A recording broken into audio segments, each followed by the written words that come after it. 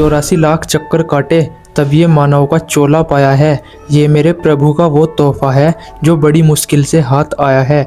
और अगर हम इस मनुष्य योनि में भगवान की भक्ति कर रहे हैं तो समझ लो दोस्तों, ये सोने पर सुहागा है, क्योंकि भक्ति का मौका सबको नहीं मिलता।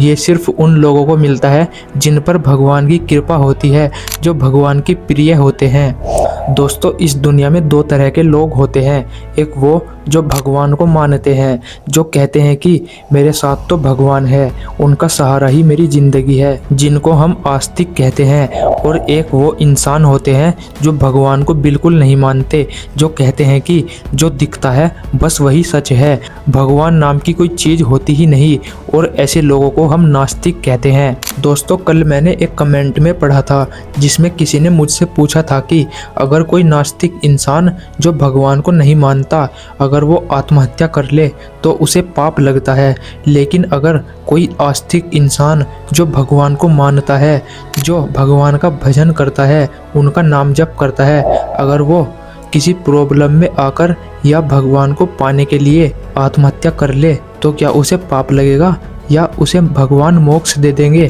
दोस्तों, ये सवाल सिंपल लगता है, लेकिन इसका जवाब बहुत गहरा है, क्योंकि मैं भी भगवान का भक्त हूँ और मैं इस सवाल का जवाब बहुत ही आसानी से दे सकता हूँ। तो चलिए जानते हैं, नास्तिक और आस्तिक आत्महत्या करने की सोचे तो सबसे बड़ा पाप किसे लगता है। सबसे पहले बात करते हैं नास्तिक लोगों की। दोस्तों, ऐसे इंसान जो भगवान को बिल्कुल नहीं मानते, जो कहते हैं कि जो दिखता है बस वही सच है, जिनके लिए जिंदगी का मतलब बस एक शरीर है, जो आत्मा और परमात्मा को बिल्कुल नहीं मानते, जिनके लिए ना कोई ऊपर वाला है और ना ही कोई पुनर्जन्म। ऐसे लोगों के जीवन में जब कोई प्रॉब्लम आती है, कोई बड़ा दुख आता है, तो वो सोचते हैं कि बस शरीर खत्म कर दो, ये प्रॉब्लम भी खत्म हो जाएगी। लेकिन रुको, ऐसा करना सबसे बड़ा अपराध है। वो इसलिए क्योंकि अपने ही शरीर का त्याग कर देना सबसे बड़ा अज्ञान है। नास्तिक लोगों को लगता है कि दुनिया बस यहीं तक है, लेकिन सच तो ये है कि दुनिया शरीर से नहीं बल्कि आत्मा से चलती है। दोस्तों, नास्तिक इंसान अज्ञान में जीता है, और अज्ञान का मतलब सिर्फ समझ की कमी नहीं होती, अज्ञान का मतलब होता है सच को गलत समझना। नास्तिक लोगों को लगता है कि नहीं यार, मौत के बाद तो कुछ होता ही नहीं, मौत एक फुल स्टॉप है, बस कहानी यही खत्म। लेकिन दोस्तों, प्रकृति के नियम तुम्हारी सोच पर नहीं चलने वाले। तुम नियम तोड़ो और तुम्हें दंड न मिले, ऐसा हो ही नहीं सकता। दंड तो पक्का मिलेगा, और यही दंड सबसे भयानक होता है। जब कोई नास्तिक इंसान अपने शरीर को समाप्त कर लेता है तो वो सिर्फ दुनिया से नहीं जाता, बल्कि वो एक ऐसी अवस्था में जाता है जिसे हमारे शास्त्रों में प्रेत योनि कहा गया है। एक ऐसी योनि जहाँ दुख शरीर से नहीं बल्कि आत्मा से होता है। जब वो इंसान ऐसा कदम उठाता है तो वो अपने शरीर को तो खत्म कर देता है, लेकिन उसका दुख, दर्द और मनोअवस्था वो सब कहीं नहीं जाती। वो जिस एनर्जी में मरता है उसी एनर्जी में फंस जाता है। दोस्तों, अब बात करते हैं उन इंसानों की जो भगवान में अटूट विश्वास रखते हैं, जो रोज भगवान का नाम जप करते हैं, घंटों भजन करते हैं, जिनको हम आस्तिक कहते हैं। दोस्तों, कभी कभी ऐसा होता है कि किसी भक्त के मन में एक बहुत खतरनाक ख्याल आने लगते हैं, जैसे कि वो ये भी सोच सकता है कि ये दुनिया तो दुखों का घर है, सब मोह माया है, सत्य तो ईश्वर है, क्यों ना मैं ये शरीर छोड़कर अपने प्रभु के पास चला जाऊं। या कभी कभी कुछ भक्त ऐसे होते हैं जो भजन, नाम जप सब करते हैं, लेकिन भक्ति के साथ अपने कर्तव्य का पालन भी करते हैं, जैसे कि उनका कोई बड़ा ड्रीम जिसके लिए वो मेहनत कर रहे हो और भगवान का नाम भी ले रहे हो, लेकिन उन्हें रिजल्ट नहीं मिल रहा। अक्सर ऐसे लोगों के मन में भी ऐसा बुरा ख्याल आने लगता है और वे सोचते हैं कि यार, ये सब तो मोह माया है, मेरे लिए तो मेरे भगवान ही सब कुछ है, मैं तो ये शरीर त्याग कर अपने प्रभु के पास चला जाता हूँ, मैंने उनका नाम जप किया है, भजन किया है, तो वो मुझे अपना लेंगे। लेकिन अब रुको दोस्तों, ऐसा बिल्कुल भी नहीं होता, ऐसा करना बहुत बड़ा पाप है। एक आस्तिक इंसान का आत्महत्या करना एक नास्तिक इंसान के पाप से भी कहीं ज्यादा भयानक होता है। अब आप सोचेंगे ऐसा क्यों? नास्तिक ने तो भगवान को माना ही नहीं, तो फिर एक भक्त का पाप बढ़ा कैसे? दोस्तों, इसके पीछे 3 सबसे बड़े कारण हैं जो अब मैं आपको समझाऊंगा। नंबर 1, दोस्तों, जब आपको सत्य का ज्ञान होता है, जब आप भगवान की भक्ति करते हैं और जब आप कहते हैं कि आप भक्त हैं, तो इसका मतलब है कि आपने अपना पूरा जीवन भगवान को सौंप दिया है।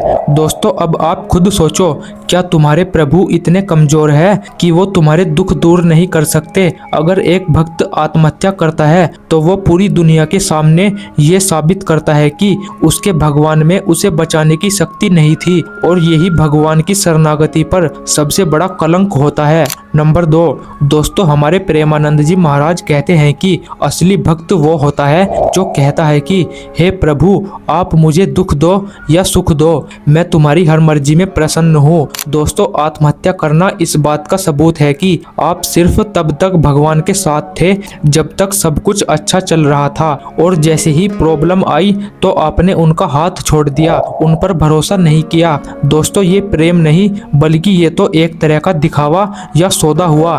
नंबर 3, दोस्तों, अब मैं आपको एक प्यारी बात बताता हूँ। इस दुनिया में 84 लाख योनियों में प्राणी जन्म लेते हैं, और इन सब में से गुजरने के बाद हमें मनुष्य योनि में जन्म मिलता है, और ये जन्म हमें इसलिए मिलता है ताकि हम भगवान का भजन करके भगवान के पास जा सके और फिर दोबारा इन 84 लाख योनियों में ना भटक सके। दोस्तों, ये शरीर हमारा है ही नहीं, बल्कि ये तो उस भगवान का गिफ्ट है जो उन्होंने हमें भजन करने के लिए दिया है। सोचिए, अगर कोई इंसान आपको अपनी कोई कीमती चीज संभालने को दे और आप उसे गुस्से में तोड़ दे, तो क्या वो इंसान आपसे खुश होगा? बिल्कुल नहीं। वैसे ही जब कोई भक्त अपने शरीर को नष्ट करता है तो वो भगवान के दिए हुए सबसे बड़े गिफ्ट का अपमान करता है, जो कि उसे भजन करके भगवान को प्राप्त करने के लिए मिला था। दोस्तों, जो इंसान मैदान छोड़कर भाग गया वो भक्त कैसा? अगर एक सिपाही युद्ध के बीच में बंदूक फेंककर भाग जाए